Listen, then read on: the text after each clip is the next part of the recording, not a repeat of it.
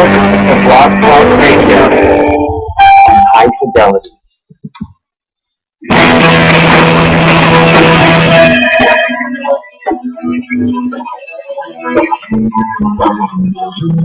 People tell me every day nothing's gonna come my way. The chips are clean, that I will survive. Want something that's gonna last. Wanna live and forget the past. I know this change is gonna do me good. I know this change is gonna do me good.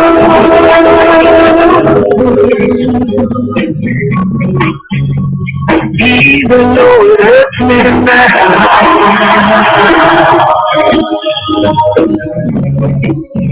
I know this change will do me good.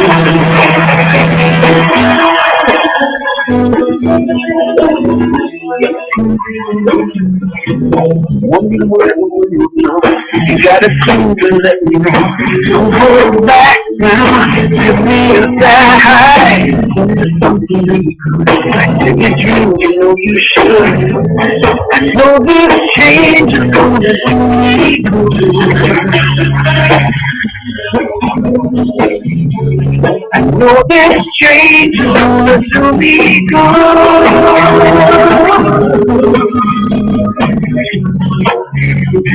Even though it hurts me now,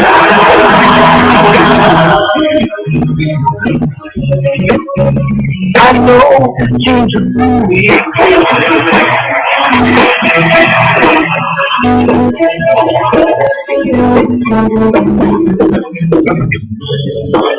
Everything changes and it's going away.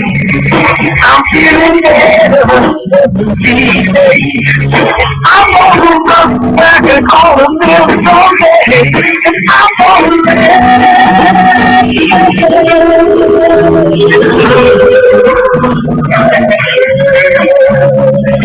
even though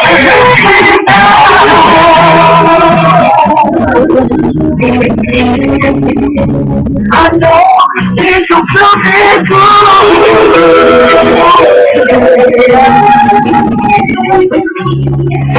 Even though it hurts me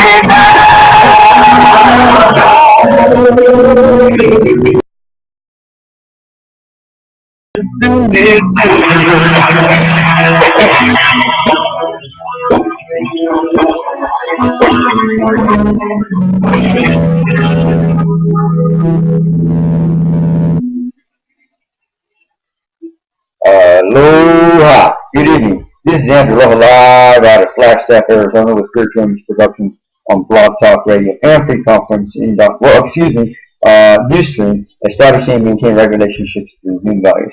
I apologize because tonight we're doing this a little bit different and we're not going to be doing this on the Free Conference. But anyhow, tonight we're doing the 2016 StarWorks USA UFO Symposium series. This is the third in of 3 parts of people that we're bringing in for interview. Tonight we're bringing in Paola L. Harris, all the way out of Colorado. Aloha, Paola. Aloha, Andrew. And thank you for being here. Tonight we're going to be talking about paradigm shift, the evolution of human consciousness. And we're going to come back and talk to Paola. In the meantime, and just to let you guys know, the event, the 2016 UFO StarWorks USA UFO Symposium is an event that's produced by Paola Harris, an investigative journalist and author, and also by Ron James, host and founder of iVolve. No, yeah, let me correct you. No, I'm the producer. Ron James is just the master of ceremonies of the conference. Yeah, and because I'm Italian, my name is Paola Leopizzi Harris. I don't want people to think that I have a middle initial. Okay. I'm Italian, so it's Paola Leopizzi Harris. Yeah, I just. Yeah, and the thing that I wanted to tell you too is that the conference is in Laughlin because I was on the board of directors of the old Laughlin UFO conference with Bob Brown. and it went on, I think, for some 17 years. I was on their board, and then it was bought and went to Phoenix. As you know, it's the International UFO Congress, and my friends are running that, but I decided I really love Laughlin, so I went back to Laughlin under StarWorks USA LLC, which is my company, and I opened up the conference in a different way in that my StarWorks conference has international guests and has it's just got another focus. It's not nuts and bolts ufology. It's also consciousness studies and includes everything. So it's you know, one year we even had Andrea Perot, who wrote the book that The Conjuring was styled after. Huh. So, you know, she's really amazing. She's going to be our guest next year. So I'm trying to make it different. I'm trying to make it, you know, more of you know, consciousness studies. Even though nuts and bolts, I have a lot of that because I have Jaime Maussan, who has the most incredible videos from Mexico City. So I don't know if that helps your listeners. And I apologize because the way when I went to do my research on setting this up, I read it came up that Ron was co-hosting the conference, but I apologize for that. He's only doing a very small part because the problem that I'm having, I want to have another model. So Ron is a good friend. He's doing some of it, but then I have Andrea Perone. I have Cheryl Jones she's ex-CNN anchor. I'm going to be hosting some of it. I have to have men and women MCs. So I don't know if you noticed the postcard. Did you count the women? This is the only conference. Yeah, this is the only conference where there's 9 men and 9 women in the whole place. I mean, you see all the other UFO conferences, and they mostly they're men, right? 39 men and 2 women. Exactly right. I hear you. No, I remember. You know, it's funny because I remember the UFO Symposium being held in Laughlin, and I never actually attended any of those. And then I did actually attend one or two of the UFO Congress symposiums here in the Phoenix area, and they gave me a full ride media pass, and I checked that out and worked with them there. But that was very interesting. But then last year was the first year that I actually somehow I ended up meeting a friend there. She'll in fact she's going to be there as well next week or on the 11th through the 13th. But anyhow, I went out to just visit her briefly, and then I had to go to California. But anyhow, that was kind of the first time I had actually attended that particular conference. And even then, I was just a brief stuff. So this will be interesting for me to go attend this conference and just kind of get an bigger overview and just kind of get a big taste of what that symposium is all about. So that'll be nice. Yeah, well, the other thing, not only does it have women, and I had to import 3 of them, and one of them's from Argentina, and Esther Sekeraris from Turkey. She used to be a UFO researcher, one of the best. She's spoken at MUFON from Turkey, so she's flying in from Denmark, and then Karen Ogg, who you had on the show from Australia. Oh, yeah. So I am looking all over for women, you know, researchers, because I'm trying to open that door, and then also open the door to young people. You know, I've been to conferences lately where all the people are 60 years and over. I'm going, oh my God, when those guys all pass up, there's nobody left. Unless they start catering to a younger generation, the whole research of not only the UFO field, but the UFO and paranormal field is going to be gone. So I think the big question for all of us that are in this field is how to invite more young people.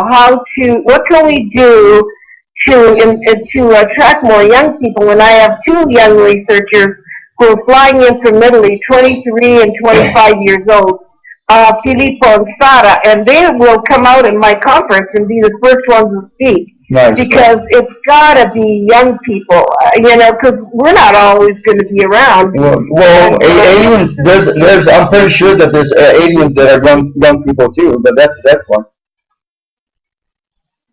So maybe that's an idea. Maybe we need to find aliens that are young so that they can relate to the young people here as well. Well, I don't think of aliens like regular people. If they're coming here, they're not coming here to hang out. They're coming here with some kind of purpose in mind. And I think they're looking at this planet as a crisis mode. I think we're in emergency mode. I mean, Italy had an earthquake.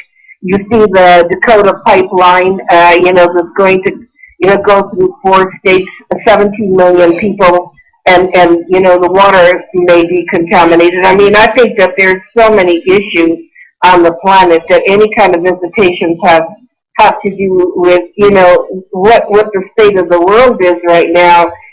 The exciting part about doing something like this, Andrew, though, is I can have people like Mike Barra from Ancient Aliens who's going to talk about all the UFOs in the Renaissance art. That hardly ever happens. I mean, I think my field is largely conspiracy theory and, and all of that, but it also should be historical. So I'm excited to have Mike Barra talk about, the fact that, in the old art there was, the figures of UFOs in the sky, and then we have Grant Cameron, who's going to talk about John Lennon, David Bowie, and all the rock stars and how they were influenced by UFOs. So, these are modern things that do interest kids. I mean, these are modern topics. They're not just nuts and bolts. You do research on the soil and its sightings or that. This is like really especially the rock and music thing is really, really interesting. Yeah, no, and I agree with you. And you're right. Because all the UFO conferences that I've been to have been, just like you said, nuts and bolts and UFOs and aliens, and basically very, very limited. And I think and I don't know, maybe a lot of the people may agree, but to me it would just seem kind of stale. And so what I see, the longer you have, the scheduling that you have, it seems a lot more interesting than all the other ones that I've been to so far. So I think. Well, you know what it is too. My work is like that. I've been working for 40 years, and I guess my biggest claim to fame is I'm the journalist that works the closest with Colonel Philip Corso, the book The Day After Roswell. But if I spent 10 years just talking about Corso, because that's all I did, and just talking about the same thing over and over again, I mean, that wouldn't be very studious. So I like to vary it. And besides having spoken to Colonel Corso, I've done 4 interviews with the former Defense Minister of Canada. I was very close friends with Edgar Mitchell, the 6th man to walk on the moon. My work changes. I got to go after everybody. I've got to, I want to know everything. So I have, traveled all over the world trying to figure this out. I just came back from 10 days in the Atacama Desert in Chile.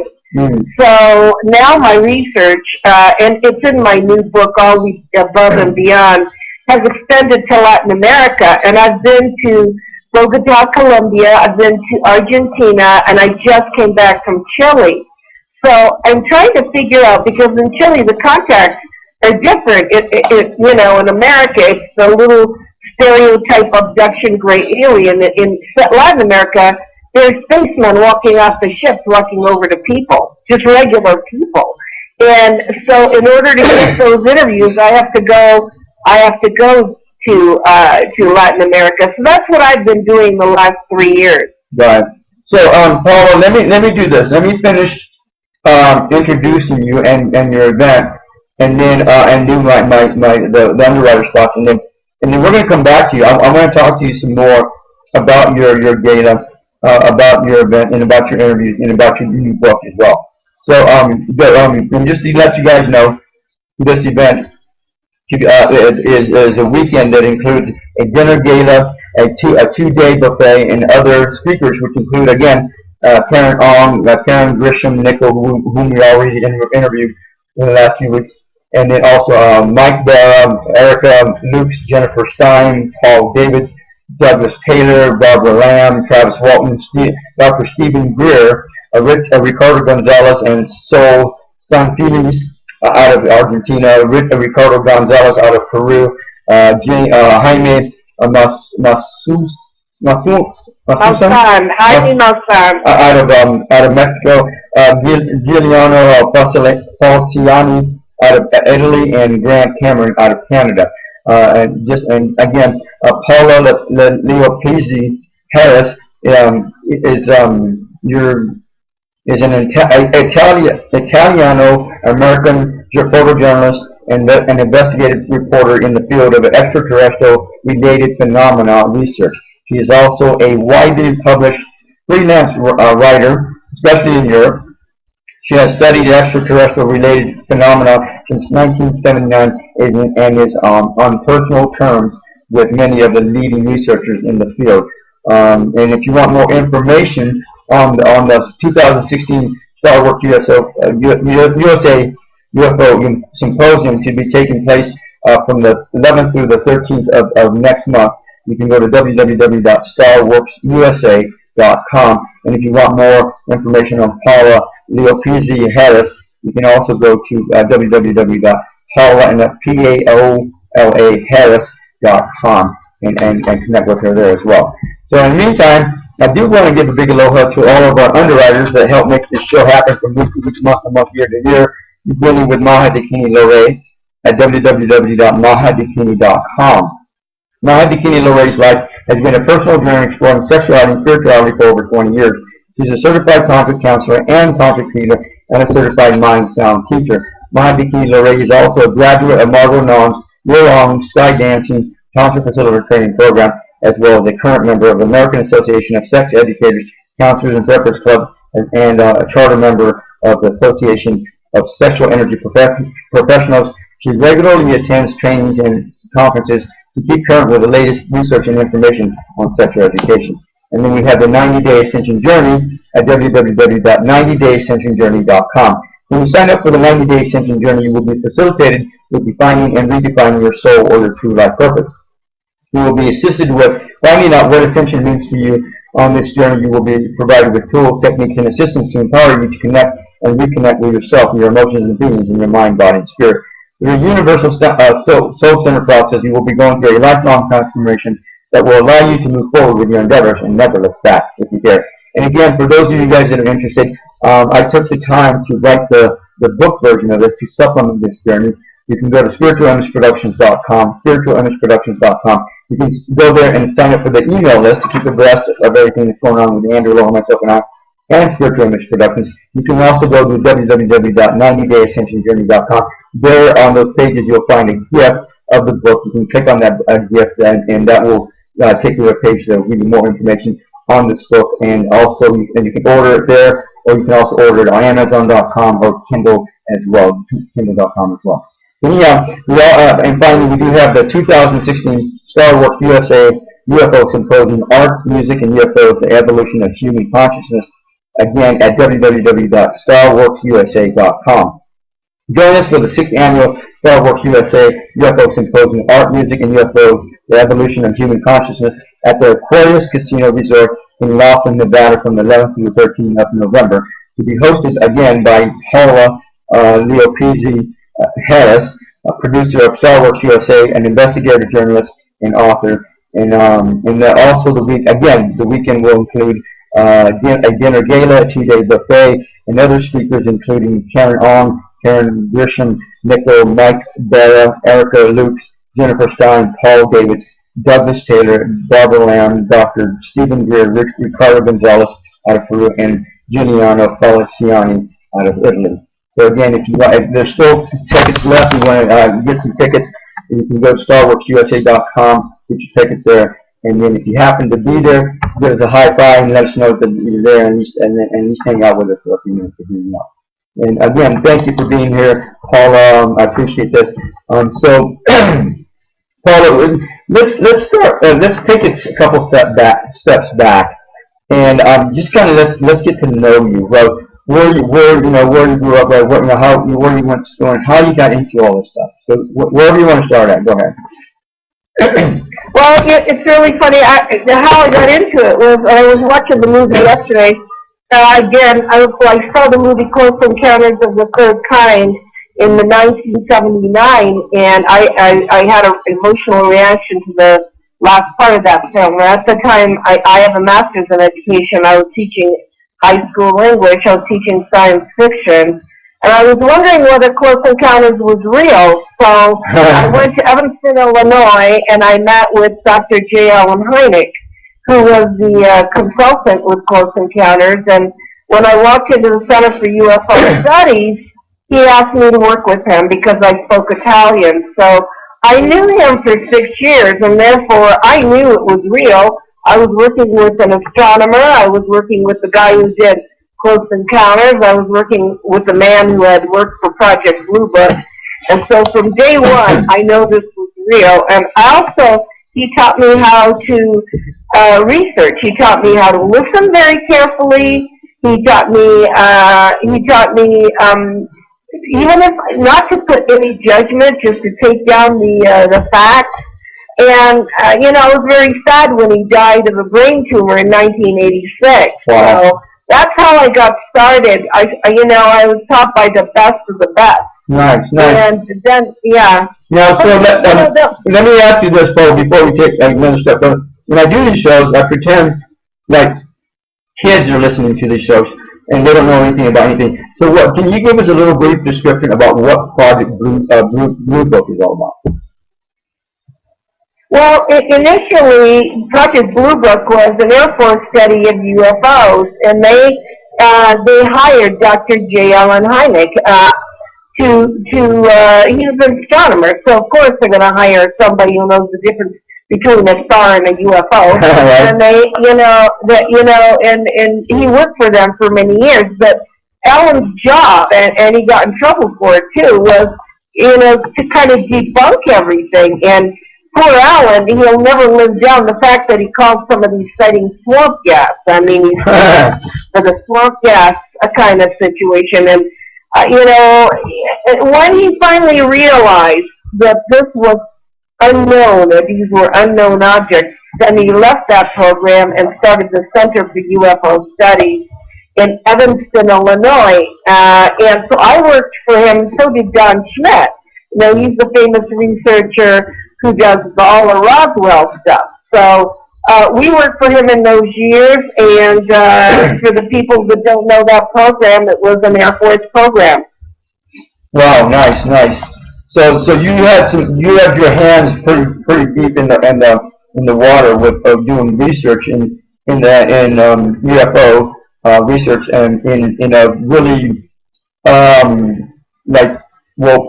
a true scientific lab type of thing, right? Is that what I hear you saying? Well, yeah, I mean, this is the guy that cloned us, the first encounters of the first kind, the sighting, encounters of the second kind, physical tracing cases where it lands, encounters of the third kind, contact. He's a scientist, so the last 20 years after that, I was working nuts and bolts. I mean, it was all putting pins in maps, looking at sightings, recording data, and that's not where I am today. I mean, I've gone way beyond that, Talk about, the new book says that, all of the above and beyond have gone way beyond that.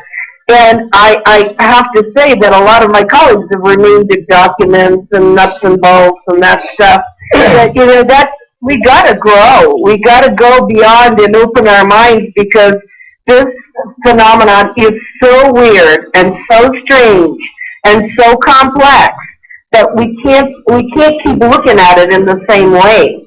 So let me ask you this, Paula. So what I hear you saying, when you were where'd you grow up at anyhow, by the way? I didn't understand you. Where did you grow up at, by the way? Oh, I grew up in the East Coast. I got my degree from Rhode Island. My dad was the Italian consul of the state of Rhode Island. I'm Italian. I just got my citizenship in 1972. So I have an Italian background. And the reason and I went back to live in Italy in 1992, and I just returned to the United States in 2007, so I have joint citizenship. Wow, so you were there for a while, no kidding. So, I was there for 15 years, yeah. And your developmental process growing up, you didn't experience any UFOs or paranormal events. Is it safe to say that, or is that true? No, it's very safe to say that. I was 32 years old when I saw close encounters. I never thought about UFOs before that. I'm not just talking about UFOs. I'm talking about ghosts or none of that. No ghosts, no nothing. And you grew up Catholic. Is that correct? Yeah, I did. Yeah. And, so that's interesting. The movie was what did it to me. And every time I see that movie, at that last point there, that still makes me cry. I had an emotional reaction. And I just thought yesterday. And I'm going, I'm not going to get emotional. I'm not going to get emotional. And yet, I'm watching these scientists looking at these beings coming off the ship. And then I see, what's his name? Richard Dreyfuss in London going aboard the ship, and then I see, what's his name, Francois Truffaut turns around and says, I envy you. I envy you. I could, he's going aboard the ship, and I thought, whoa, I had the same reaction to it that I did in 1979. It's amazing what movies can do. And it's funny, because I haven't watched that movie since, I don't know, maybe since 1979, I don't know when, but it's been a while. But, have you ever done past life regression or anything where you've been hypnotized and maybe gone back in time and where maybe you were abducted or anything like that? Have you ever done that? No, I don't like to use the word abducted. Let's not go there. Okay. Well, contact for me is contact. No, and there is no, sometimes we blame abductions on they blame aliens. Abductions are not all abductions. Okay, I mean, I knew John Mack very well, very well. In fact, he was in my apartment in Rome. Mm-hmm. And I knew Bud Hopkins. I knew a lot of the people that were working in this field. Mm-hmm. And John Mack was of the mind that people were being downloaded. They didn't need to be taken anywhere. Exactly. They basically were having contact. They were being downloaded. They were having contact. Even some of his own friends.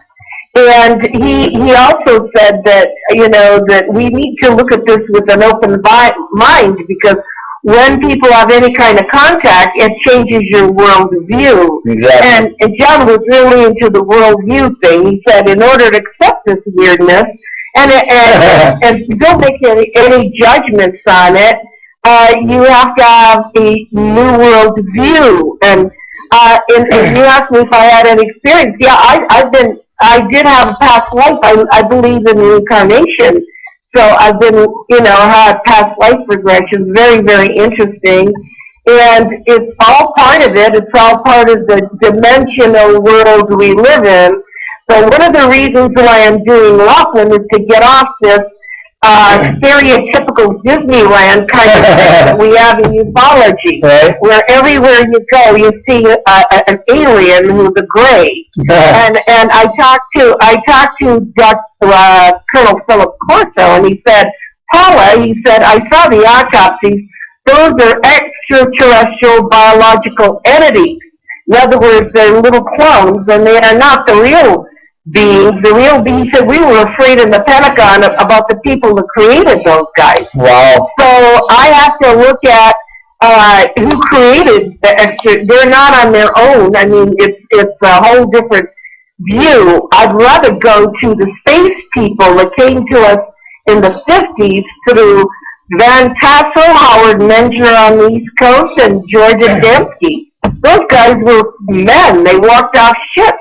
They gave a message. In Adamski's case, Orthon left his shoe print where George Hunt Williamson actually made a cast. So people saw these guys. They were men. They're not, they were regular men. There's been, in ufology, unfortunately, you put them in a box. They're either Nordic, reptilian, or Greek. That is the most ignorant kind of classification I've ever heard of in my entire life as an educator. Yeah. I mean, I hope they don't come here and put us in 3 boxes. Either this, that, and this, either Chinese, black, or whatever,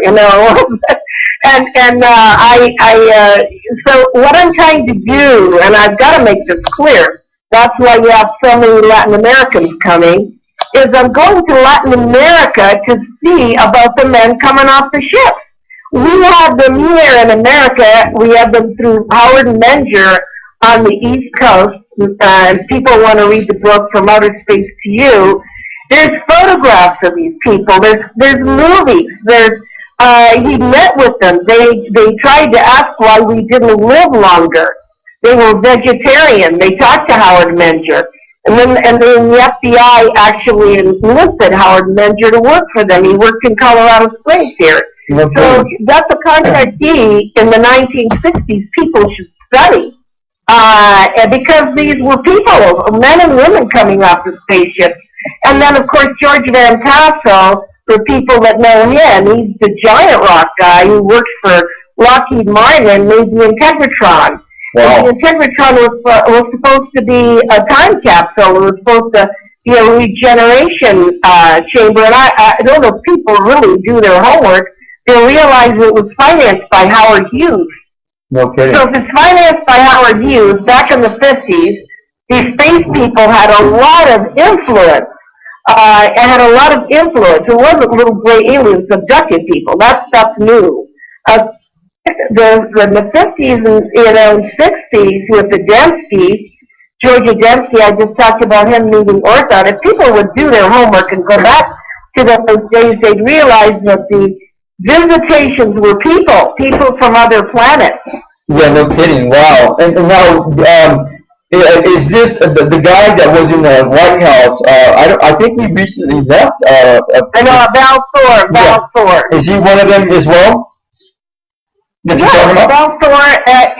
Actually, the research I did on Val Thor came from Wendell Stevens. I am part of the Wendell Stevens archive, where the guy that photographed Val Thor was named August Roberts. He was a famous photographer in the 1950s. He photographed Val Thor sitting with 2 of his other friends on the Howard Menger farm. Farm. Absolutely. Yeah, and he talked to Wendell, and he said, Howard Menger told me, he said, to come out his backyard because there would be 3, visitors from other planets there, sitting there. Wow. And he said, I couldn't ask them who they were, but if you look at the photos, and the photos, I put them on my website. Those are the 3 best dressed people there are, and everybody else is outside under the trees, under the apple trees, and they're all casual, but these guys have 2 suits. They're in suits, and the girl looks beautiful. She looks like a model. And so if you've seen those photos, I actually have the audio of the guy that photographed them talking to Wendell Stevens about them. So, wow. You have to do research. Everybody does. Unfortunately, with UFOs, it's all opinion, what you think. Nobody reads books. They go on internet, and they get all their stuff off internet. But the book on this, it changed my life. It's called From Outer Space to You. It's Howard Menger's book. And if you want to read about Val Thor, it's called Stranger in the Pentagon, and it's by Howard, what's his name, Frank Stranges. Yeah. And Frank Stranges actually met Val Thor in Las Vegas. So, there's a lot to this. There's a lot to the human, I'm going to call it human-looking alien or Homo ETs that visit us. And if you really want to know about it, you have to read the book. Well, yeah, absolutely. There's a lot more out there that people don't even think about or even know about now. There's so much more. That's what. Andrew, that's what sent me to Latin America, because those guys aren't coming to the States anywhere. Why would they? All we care about is shooting down the ship and taking the technology. So why would they come here? No, why would they bother to come here? I met Frank Strange, who died a few years ago, in Sedona. Right. Yeah, and he talked about it. Now, you know what was really funny, and I don't really tell this very much because, you know, it's just a perception. But I told about Frank. I said, hey, I would like to have meet Valthor, or you know, somehow or another. And literally within a week, there was a private jet, and I was out painting a house in Sedona. A small private Learjet flew around the house where we were at least once or twice. But it was very, very auspicious. And I thought, wow, that's pretty weird. And I don't know if that was him in that jet, but I thought that was very interesting. But whoa, that's really interesting. Now recently, and he left the White House. Is that correct? That would not. No, not the White House. He was at the Pentagon, stranger in the Pentagon. The Pentagon. What he had done, the Pentagon, and what he wanted to do was he wanted to tell President Eisenhower and Nixon two things. That what we were doing was extremely dangerous. All the messages of the 50s and 60s were to stop playing around the nuclear because we're going to blow ourselves up. Exactly. And then he also mentioned to them that we don't live long enough because of the way we're eating, and to keep your blood alkaline. In other words, our blood is too acid, and most of our diseases come because of the acidity in our blood. And that is also the last 30 pages of Howard Menger's book, because the beings gave him food to analyze. And there's pictures of the food. I mean, there's pictures of the fruits and everything that they gave Howard Menger. And I have the actual addresses of the laboratories Menger sent those fruits. Now, these are coming from other planets. And they said in the last 30 pages of Howard's book that we ought to drink lemon water, and become vegetarians, because I guess the meat causes an acidity in the blood. And these are things that if people did research, you know, the extraterrestrials have been helping us for a long time. They don't understand why we die so young. They live to be 200 and 300 years old. No, recently, within the last 3 years, I came across a book called Reversing Diabetes. It's an e-book. You can probably find it online, I'm pretty sure. But that was the same thing. The bottom line is alkaline your body as much as possible, and stay away from the foods that make your body really acidy. And the four things that really are at the bottom of that totem pole are beef, pork, coffee, and tea. Literally, are the worst acidy things you can eat and drink and put in your body. And then the rest of the meat, and then eventually comes the fruit, and then the vegetables are at the top of the totem pole with kale, wheatgrass, avocado, cabbage, celery, and you know, being high on the alkaline level. Now, what's funny is that I believe that a lot of the saints, you know, there's a lot of saints on this planet that, you know, they consider themselves saints and whatever else. And they tell their students, well, no, you need to be, you know, go on a vegetarian diet. I think it's not because for religious purposes. I think it's for health purposes. And you know, part of spirituality is your health. It's taking care of your body. And so I believe that that's the biggest reason, not necessarily because, you know, you shouldn't eat meat because it's a sin or anything like that per se. But because meat, all meats, make your body really acidy. So I think that's the biggest reason that saints who actually ask their students to become vegetarians as well. Well, yeah, and if people had read From Outer Space too, the last 30 pages is so fascinating. That because they do talk about living longer and what their lifestyle is like and so forth. But again, you know, I don't know how to tell people, but it's studying the 60s and 70s of the contactee movement of the 60s and 70s, the giant rock people, the people that went to Giant Rock and would meet once a year, and then if people said, study histories, and that was when TN came and the Maharishi came and the Yogananda. Everybody read the Yogananda books.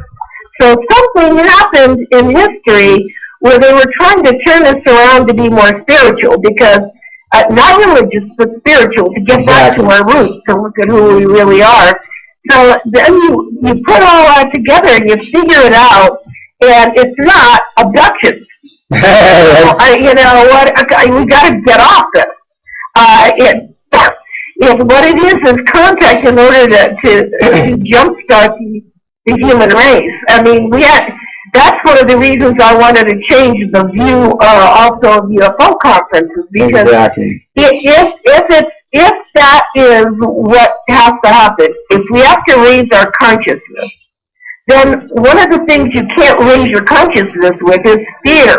Fear is not going to raise anybody's consciousness. Yep. It's going to lower it, and it's going to keep you all prisoners. Yeah, exactly. So, keep us all prisoners. So fear is not in the equation. And the raising of consciousness means studying the enlightenment, being awake and aware of everything. And so, having gone from nuts and bolts, and I've done so much nuts and bolts ufology, you wouldn't believe it. I've researched all over the world, and in my books I have all the interviews of all the military people and all the intelligence people and the astronauts and everybody. I've done that. I have enough data now to last forever. Yeah. But it's the data. I did all the data work. Now I'm going to try to figure out the other part of it, and that is, why are they here? Exactly. Oh, good point. Good question. So now let me go like this. Well, first of all, did you ever hear of the WESAC Festival in Mount Shasta, California, with Joshua David Stone? Did you ever hear about that?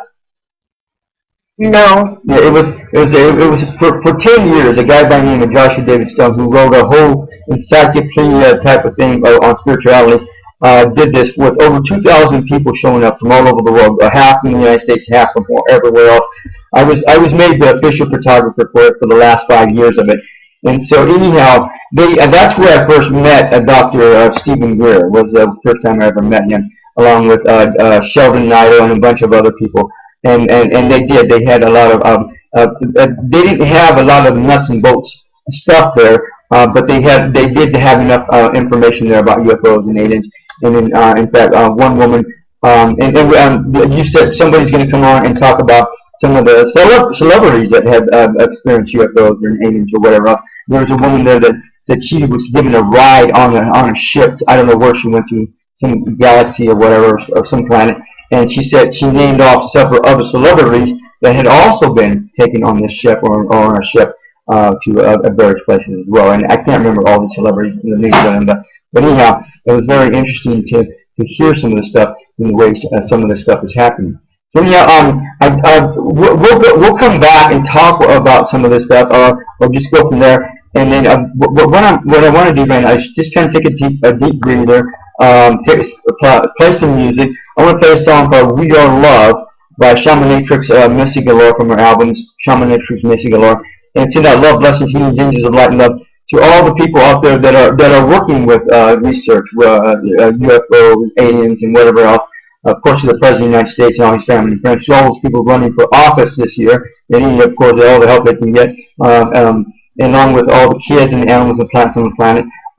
Again, to all you, to you, Paula, and all your family and friends, to my family and friends, to myself, and to my vehicle, to all our vehicles and places of residence that help take care of us.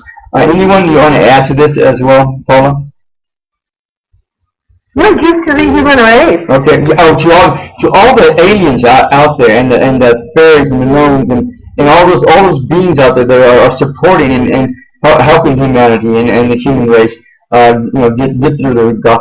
And we still have some guck to get through for the next several years, but I think we're going to be okay. We just got to get through it. But to everyone else in need and concern, we will be back. We Are Loved by Shamanatrix Missy Galore from her album Shamanatrix Missy Galore. And if you watch this on Ustream, I'm going to go ahead and put the album up there so you can check it out, and then we'll come back in a few minutes.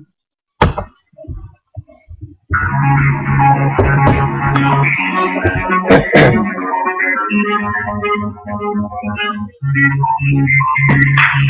are love, and we are light. We are water, breathing life. Thank you, Mama Earth, for birthing us. Gratitude, we are your starter.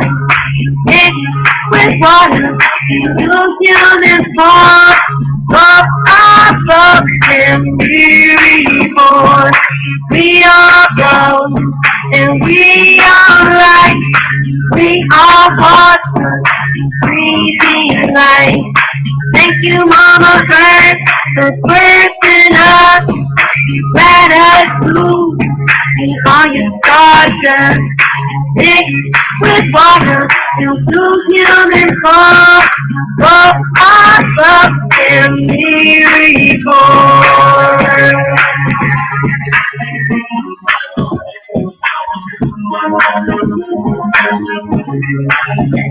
The love we share, radiate everywhere from the singularity to infinity. We are love, and we are light. We are water, breathing life. Thank you, Mama Earth, for birthing us. Gratitude, we are your stardust. Mixed with water into human form. So our love can be reborn.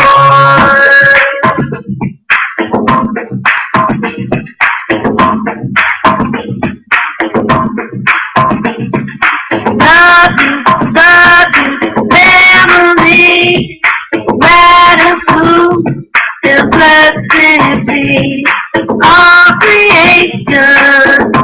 One love, our creation.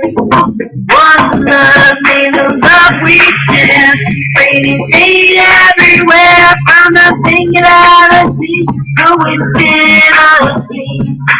We are love, and we are light. We are water, breathing life. Thank you, Mama Earth, for birthing us. Gratitude, we are your stardust. Mixed with water into human form. So our love can be reborn.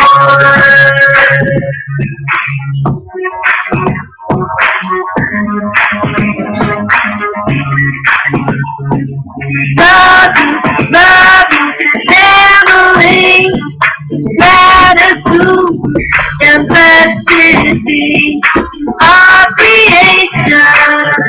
One love, our creation. One love, may the love we share radiate everywhere from the singularity to infinity. We are love, and we are light, and we are water, breathing life. Thank you, Mama Earth, for birthing us. Gratitude, we are your stardust. Mixed with water into human form. Oh, our love can be reborn.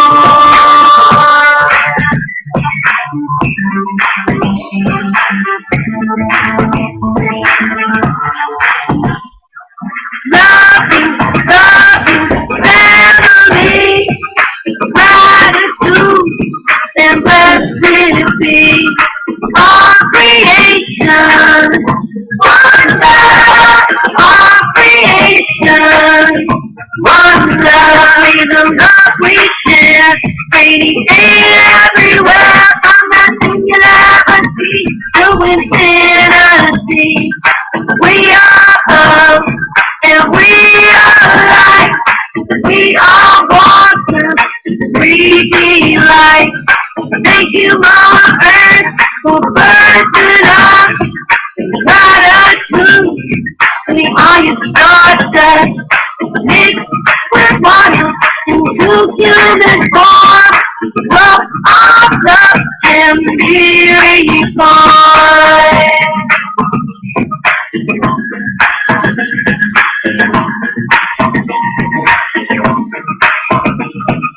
All creation, wonder, all creation, wonder, all creation, wonder, all creation, wonder, all creation, wonder, all creation, wonder, all creation, wonder, all creation, wonder, see the love we share, radiate everywhere, from nothing you'll ever see to infinity.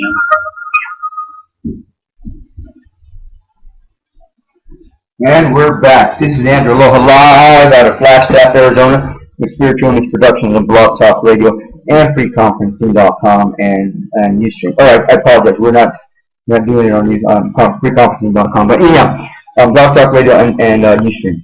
So yeah, tonight we're talking. We're doing Andrew Aloha live. We're talking with Paola Leopizzi Harris, all the way out of Colorado. We're doing the third of a three-part series, the 2016 StarWorks USA UFO Symposium, with tonight being the paradigm shift, the evolution of human consciousness. So far we've talked to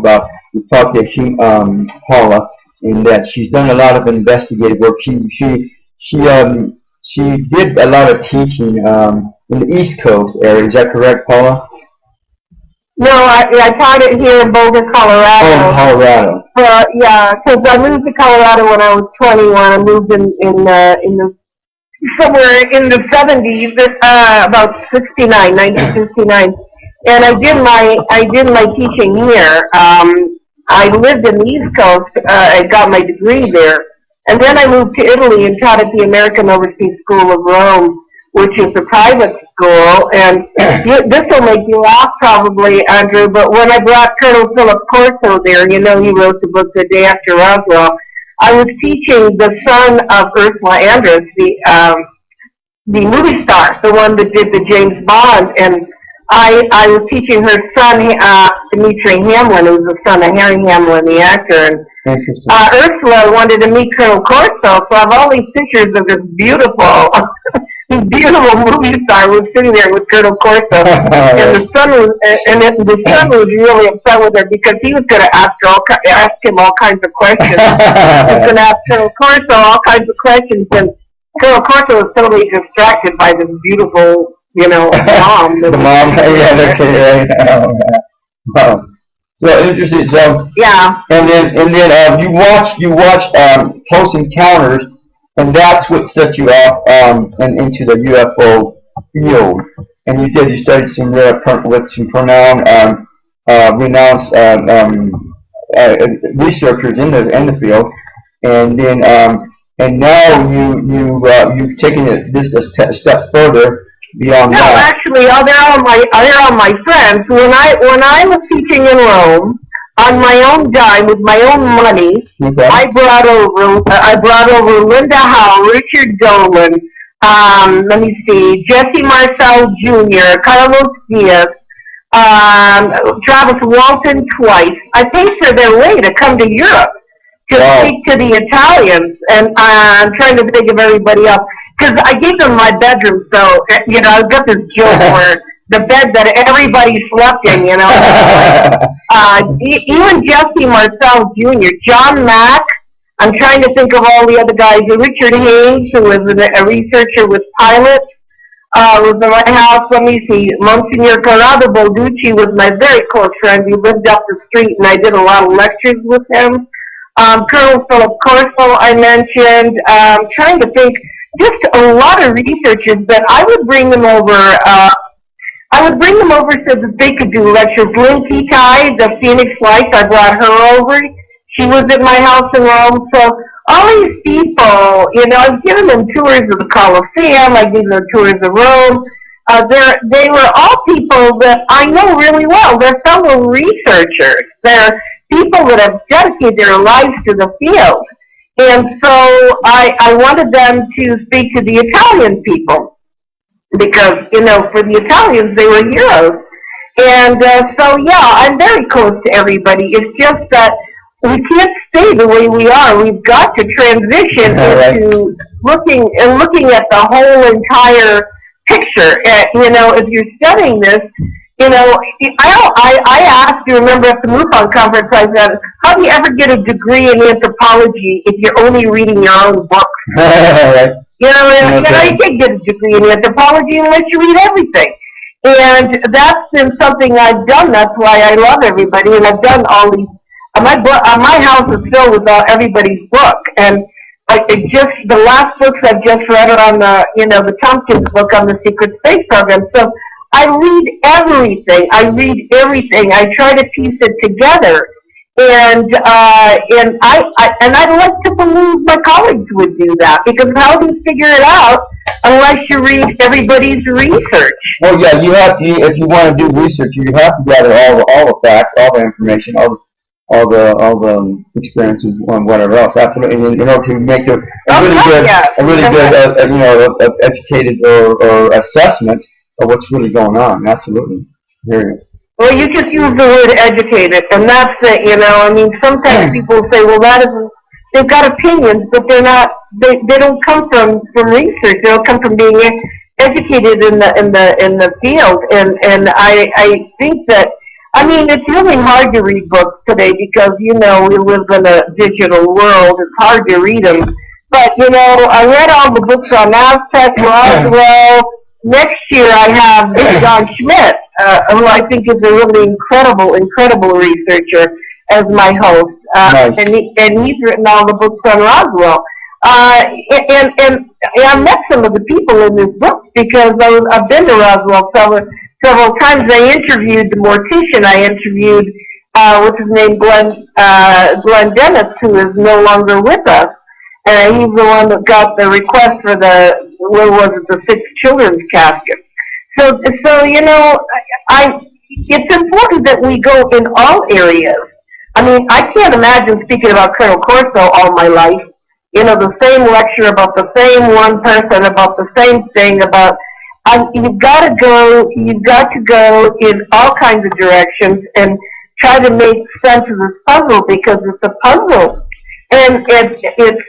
And I can't even tell you what it is. If you say, what did you figure out? I'd say, I have more questions than answers.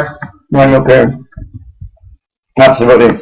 So, I think we've already been talking about this paradigm shift that you're going to be talking about at the symposium.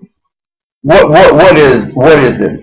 More specifically, what is it? What are you talking about? Well, what it is that we form opinions from research, and the only way I could do that is that ufology is not an American phenomenon, so I have to bring people from other countries. With Giuliano Falciani, he's going to talk about Julius Siracusa, who at the same time as Adamski had blonde people visiting him. Siracusa was on the island of Sicily under Mount Etna, and he had these blonde people visiting him. And I refuse to call them Nordics. You can't just swap a name on everybody that's blonde. Down in the ones down in Peru, the ones that Ricardo Gonzalez meets with, are called the Punians. They're from Apu, the planet they just found in Alpha Centauri. So, the thing is that Giuliano Falciani will talk about it, about Siracusa, and I was doing research on Eugenio Siracusa in Italy, too, and President Eisenhower wrote him 4 letters. Now, what's President Eisenhower doing writing to a contactee on the island of Sicily? Oh, interesting. No kidding. Yeah, so did President Eisenhower meet Balfour? Maybe. Did he meet with extraterrestrials when they weren't grays? They were Semitic-looking at Holloman? Maybe.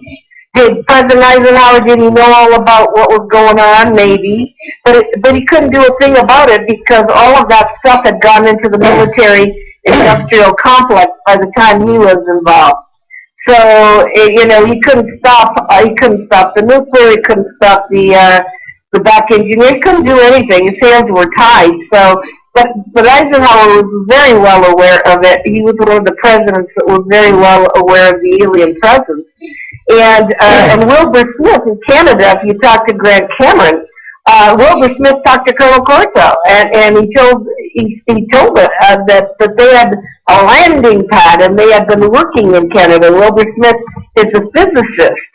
So is there a lot of real great research out of there we should be looking at? Absolutely. The only way I could do that, though, is bring the people over. I can't just stand there and talk about it. I bring the original. I bring the original people over. And just to give you an idea, when Jaime Maussan showed the videos last year, the sightings that he showed were over Syria. Now, if you don't have Jaime Maussan at your conference, how do you know that most of the UFO sightings are over Syria? And he showed these videos, and why would they be going to Syria, these UFOs? I don't think they're on vacation. Right. Yeah, no kidding. So, I don't think they come in here to just hang out. So, and I wouldn't know that unless we were looking at his videos, and he's got amazing video footage because he's a journalist that is commercial in Mexico City, and they send them to him. Nobody has video footage like that here. Nobody. It's just, and I want to bring that to the American public. I want people talking about what's going on in their countries. I would like to, in the case of Mike Vera, he goes backwards in history and talks about the Renaissance period. Doug Taylor has incredible artwork that inspires him, and they were fantasy kinds of paintings, but it's just amazing. And so what it is giving the general public a more of a 360 view of the phenomenon, which is a dimensional phenomenon. It's not nuts and bolts only. It's dimensional. In other words, we've got problems with dimensions. Interesting. So what you're saying, and what I hear you saying, is this paradigm shift is you want to take this to the next step to the global level, not just to the American level. And you're saying that there's a lot more evidence out there, and including video and whatever else, that's real, that people haven't even seen yet, especially the American people, because because it hasn't gone out here or whatever. Is that what I hear you saying? No, I think what it is it's the view of whoever produces whatever they're producing. Often we have the same players. We have the same speakers, the same players, the same thing, the same way, the same everything. So it becomes redundant. I'm trying to do something a little different, and something that's more inclusive. In other words, something includes every facet of the dimensional problem. Right. The dimensional puzzle. It is a dimensional puzzle. It is not, the craft you're just flying by for the heck of it. It is very complex, and if I can get as many people as possible to talk about it who are authorities, then it's not just people talking about people, it's the actual people. And that's why I'm bringing up Ricardo Gonzalez, who does meet with Amtarel, who's a 10-foot tall Lapunian. Walks up to him and talks to him. And then this happened in Argentina, Peru, it happened twice in Mount Shasta. And, and it's important people know that there's messages behind this. So the only way I could possibly work with it is by bringing the people here. Now, is it expensive? Absolutely. That's why a lot of conferences don't have international speakers. Got it. It costs a bit to bring 9 international speakers to it. But the Aquarius Hotel is only $39 a night. I think Vegas is very That's not bad, right? cheap. No, you could have 3 nights is under $50. I can, even though it's a place near Vegas, it's a place that people can afford to go to. Exactly. So now, what I also hear you saying is that you're saying that the ufology has affected people from all walks of life, not just law enforcement or researchers or teachers or whatever, but artists and musicians and all kinds of people. Is that what I hear you saying? Yeah, absolutely. And you're going to be there, so you can interview those guys. It's awesome. You can see the artwork. You can hear the music. I mean,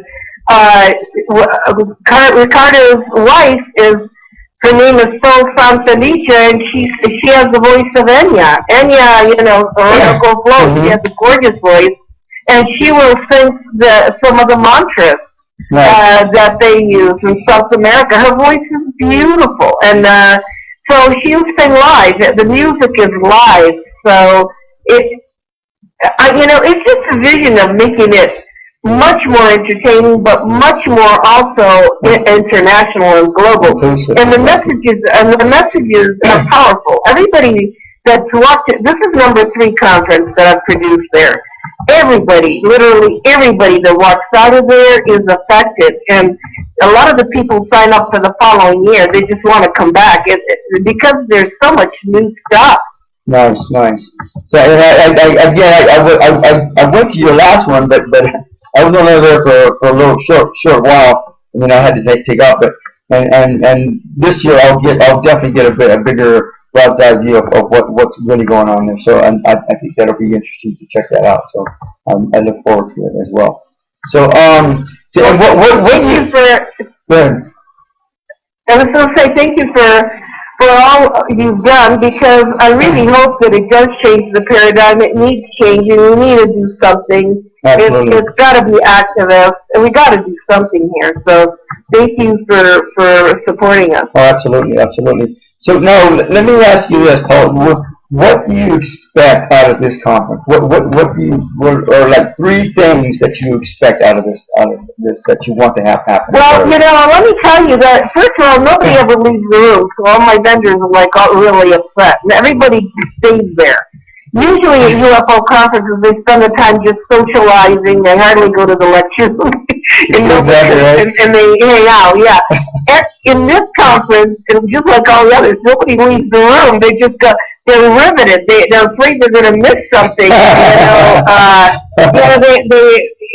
They're just totally riveted, and it's done well. I mean, I have 7-person AV crew. There's television cameras. I mean, we will have DVDs online for sale. But the thing is that what do I hope that people get the message and do something. Time to do something. Yeah. You can't it's just not entertainment. I'm not there to entertain anybody. I mean, I'll tell you, if it wasn't that Laughlin was this weekend, I'd be up in North Dakota with the Native Americans. Because things need to be done. And we need to change things. And it's not politics that's going to do it. We're going to do it. We have to do it. I hear you. It's individual responsibility. It's whatever needs doing, we have to do it. We can't let other people, can't count on other people to do it. They're a different set of ethics. So, and the most of all, you have to model the behavior you want them to have. I mean, if you're screaming and yelling and acting, crazy, what kind of modeling is that for behavior for, leading the world? To lead the world, you have to stay calm-centered, and have a universal vision, and mostly a vision that we are all one. We are all one species. We are human. That's it. There's nothing else. We're just one human species. We're not all different. The differences are created in order to separate us. And, when the beings come, they don't go, let's go to the Chinese or let's go to the Italians, and they go, let's go to the human race. And the human race needs to come together. And so what do I want to happen? I want the human race to come together. There you go. So, I think maybe it is to a certain extent, but I think there's still a lot of loopholes that need to be filled and resolved and worked with, and I think there's still a lot of work for us, absolutely, in human relations to to be able to go to the next Well, didn't the Beatles have a song "Come Together Over Me"? Didn't they? Yeah, no, my God, they went to India and they were very much enlightened. And "Hey Jude," "Imagine" by John Lennon. That's my very favorite song. Imagine. So did they? I'm using the Beatles as an example, but it's very, very important because these are basic truths. These are basic truths, and we can't just let the Beatles do it. We got to do it. So do I? I think more than anything, Andrew, I can just say it this way: I've spent my whole life with information. I have 4 books. I'm on a 5th with interviews. Information is great, but we have to inspire. We're going to inspiration, and I think the conference inspires. Actions speak louder than words. Absolutely, I hear you 100%. So now, what's the name of your latest book that you said you just came out with recently? Well, it's actually dedicated to George Mary of Coast to Coast, because every time I'm on there, he goes, "Why do is it interplanetary? Is it interdimensional?" He gives me, what is the phenomenon, interplanetary, interdimensional? I go, it's all the above. So the name of the book is All of the Above and Beyond. And beyond, which means it's all the above and more than you can imagine. And the more part is the 10 Latin American interviews I did with the people that are meeting with these space people in Latin America. All details of how they meet with them, where they meet with them in the desert, what the history of this is. So that's what the last part of my book, The Beyond. Interesting. So now, and which brings me back to the point. So you become a teacher. You watched that movie, Close Encounters, and then you go, oh, I'm going to do my own research. So from that point, right after watching the Close Encounters to now, Paola, what kind of paranormal or UFO or alien experiences have you had or come across that? Well, let me tell you. First of all, I was in Creston, Colorado, because I was part of the movie Sirius with Dr. Stephen Greer. I was his consultant on that film. People should all see that movie Sirius. It's SIRIUS. The star constellation Sirius. But I was and I got this message I had to go to Devil's Tower. I'm not kidding you. I went to Devil's Tower, Wyoming in August. I went to where Close Encounters was. I went there and I didn't know what to expect, and it's a sacred, it's Native American site. It really wasn't called Devil's. The researcher Americans called it. I think it's called the Bear Mountain or something by the Native Americans. Because it's got the claws on the side of the bear that followed the 7 sisters in the Pleiades. This bear was following the 7 sisters up the mountain. Huh. And I didn't realize when I got there was this peace garden. And Ricardo Gonzalez is dedicated to peace, and the peace movement is very important. And there was this peace garden there, this beautiful sculpture. And at 11 o'clock at night, I'm walking around among the trees, meditating, saying, I hope the world comes together in peace. And all at once I hear the tones, and I'm not kidding, in the trees go, da da da da da. And I hear the tone, and I heard them many times. And my friend came to find me, and she heard them. And she said, where's that coming from? I don't know, maybe that's tourists around here playing the movie. Maybe they're playing the movie. I mean, what is going on? I hear the tones, and I'm hearing the tones under Devil's Tower at 11 o'clock at night in August. And so is that paranormal? Yeah, that was weird. And so I came full circle to understand that the bottom line is peace, peace on earth, peace coming together, being one. And I'm under Devil's Tower, and it's gorgeous. By the way, there are guys climbing that thing. That mountain, it's flat on top, and they do it at night, and they've got these helmets with these lights, so it looks like a bunch of fireflies on the side of the mountain, because they're climbing it with ropes, and it is the most beautiful sight. It looks like a bunch of fireflies. Interesting. So first of all, when you said you got a message, what do you mean by that? What kind of message? I mean, somebody just came up and told you got to go to so and so, or you got to from within. What do you mean? Oh no! How did I get the message? I was standing there near the stupa. There's a stupa at Crestone, and there's a crystal on top, and the thing lit up. Oh, you're talking about in Colorado. It lit up, and I didn't know, stupa and crystal.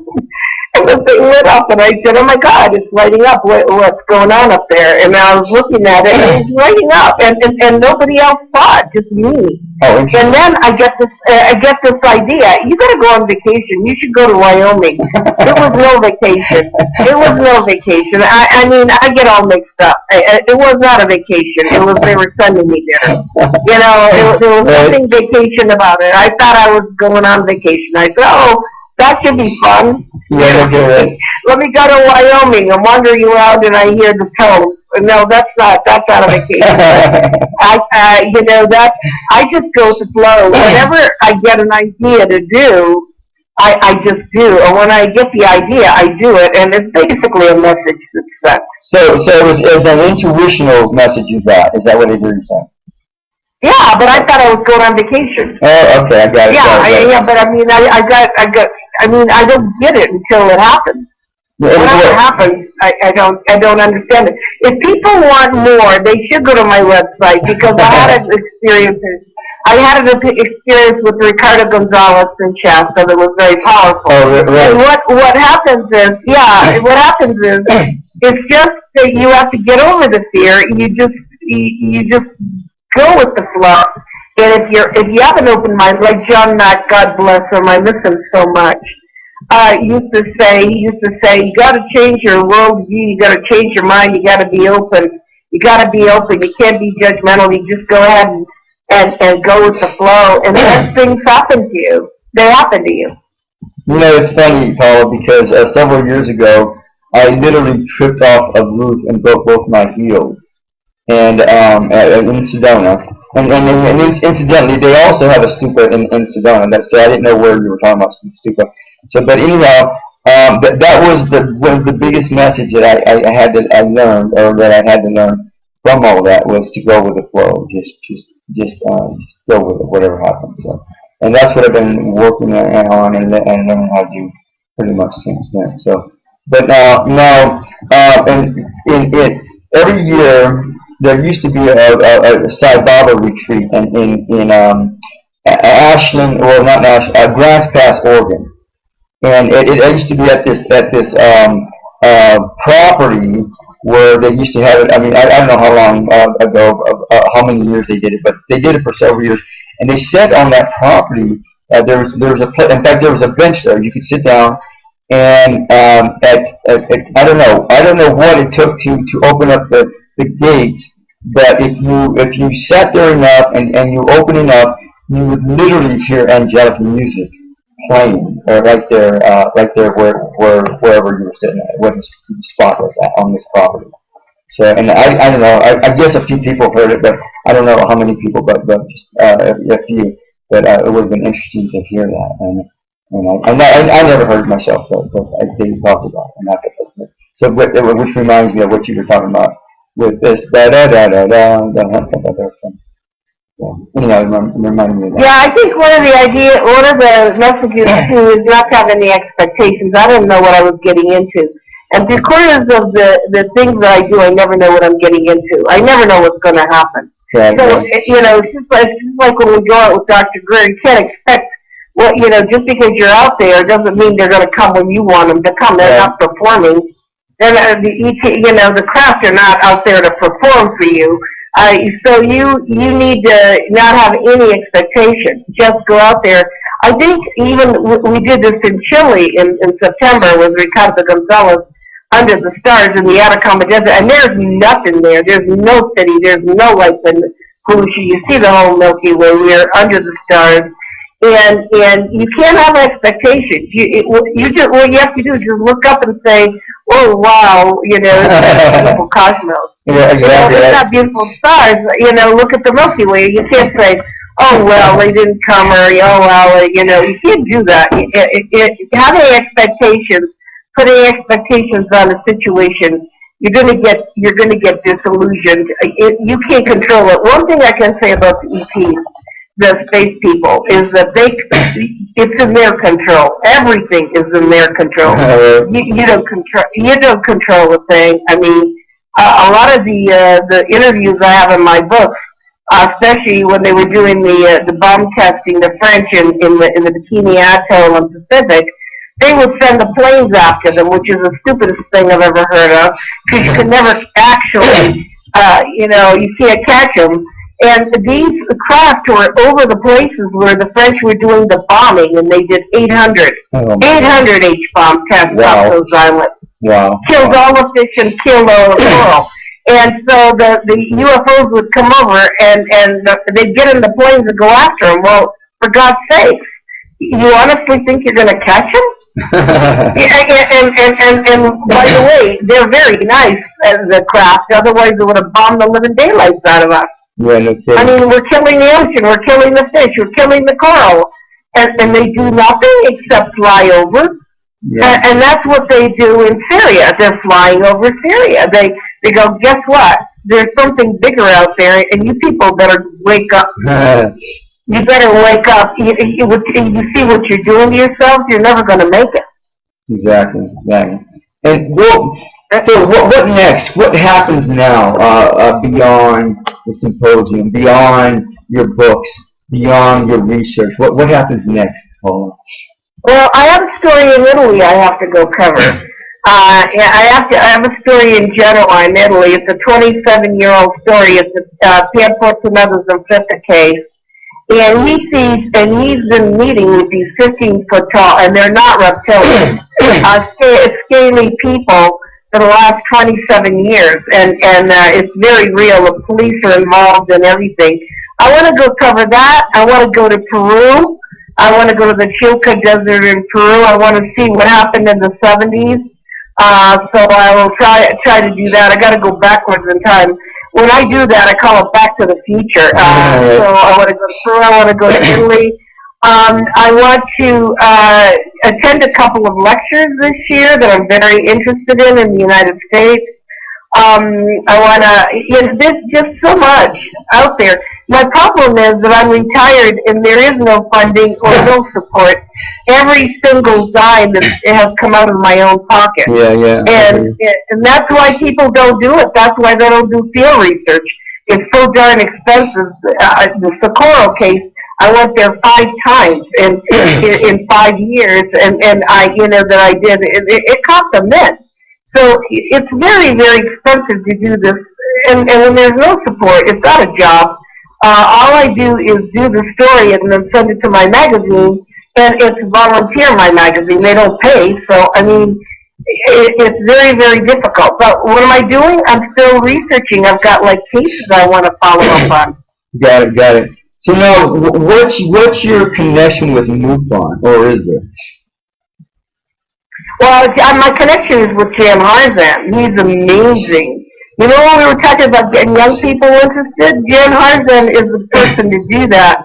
He has a futuristic vision that's amazing. So Jan Harzan and I are very closely connected. And, of course, you saw me at MUFON. That was my, it was the crew that works for me at Laughlin that was doing the MUFON Symposium, and that was my equipment that they were using, because that was the Laughlin equipment. So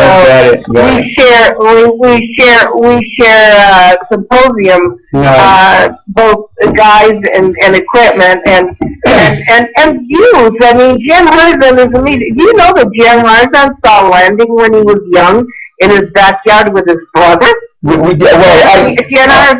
interviewed him here several months ago, and he talked about that, and it was very. I didn't even know about that until he mentioned. And then he goes to work for IBM. So he goes to work for IBM. He's a legitimate person. He's not crazy. You can't tell Jan Harzan there's no such thing as UFOs. I mean, people need to understand that this is a phenomenon that affects a lot of people. You know, it's funny, in Close Encounters, when they, at the very end, people ought to see this movie again. Somebody said, you know, Einstein was right. And then one of the scientists says, Einstein was one of them. I started to laugh. I started to laugh because who in the world wrote that script? I said, you know, what are they writing? You know, Einstein was one of them. You know, that movie is so cool. That's funny. You know, it is. It has everything in there. It has the fact that people all were, you know, seeing Devil's Tower, whether they were using mashed potatoes or they were painting it. They were being given messages, and they were being given positive messages. There's nothing negative in Close Encounters. No, you know, they were giving positive messages to meet somewhere. Now let me ask you this, Paula. We got about 4 minutes left. People are saying that people are coming back from time, from the future, and that those people are us, coming back to warn us or talk to us or tell us different information. What do you think about that? Well, that's who the Apulians are, and Ricardo will tell you they're us from the future. They'll tell you that when they get off the ship, they say, "We're you from the future. We know what's going to happen, and you want it to happen." Exactly. And so Ricardo says to them, "Can we change it?" And they said, "Yeah. Get together and pray and meditate for 5 hours. We know you mean business. And we know you mean business, and we know you care. You know, try to do something." So yeah, I think a lot of these people are time travelers. Are you kidding? Oh, they know exactly where we're going. So yeah, I agree with you, and that's a great question. Now, we got 3 minutes left, Paula. Is there anything else you want to put out there that we haven't talked about yet? Not really, just the people that really care about this subject matter should start reading. There's so much out there. Should read about it, especially the years 60s, 70s, the contact movement of the 60s and 70s, and to keep an open mind because it really will make you grow in every which way. And for those of you that still are interested, that are interested in joining us in Laughlin in a couple of weeks, there's still tickets left. You can go to www.StarWorksUSA.com.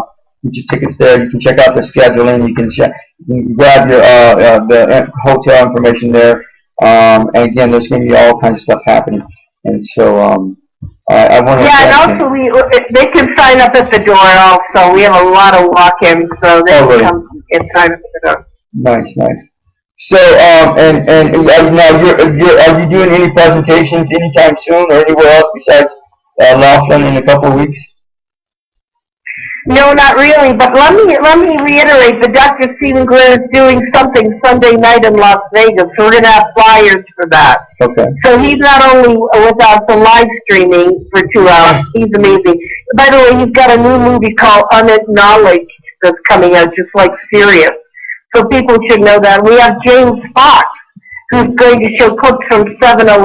701 are the cases in Blue Book. 701 cases in Blue Book. So yeah, I mean, there's just so much to this conference. It's jam-packed. Very nice. And so, and aren't you guys? Isn't there going to be showing a series there at the event as well? No, we're showing the movie, the documentary Travis, done by Jeff Stein on Saturday night. Yeah, Travis. And that's the best documentary I've ever seen. It's so good. Yeah. It's so good. It's very well done. And Travis is going to be playing his guitar. Yeah, Friday at the cocktail party. He said he's bringing all his grandkids, so really? because they sing. Yeah, because they sing. So Travis is playing his guitar, and the grandkids are going to sing. So yeah, it's going to be a lot of fun. Nice. So I look forward to that, Paula. And again, I want to thank you for stopping by. Again, if you want to grab tickets for the symposium, you can go to StarWorksUSA.com, StarWorksUSA.com, and grab them there. Thank you again, Paula, very much for stopping by and sharing your information with us. I know you're a busy girl, but that's the point. And so we will see you in Laughlin. And again, for those of you that happen to be there, just give us a high five and let us know you're there. and then we'll go from there. So, have a God Goddess week, and be safe. The Halloween coming up tomorrow. So a lot of people, I don't know. Sometimes things, for whatever reason, they happen on Halloween. So just be safe, just be conscious, and be good to yourself. Have a God Goddess week. Be the love that you are, always have been, and always will be. Aloha.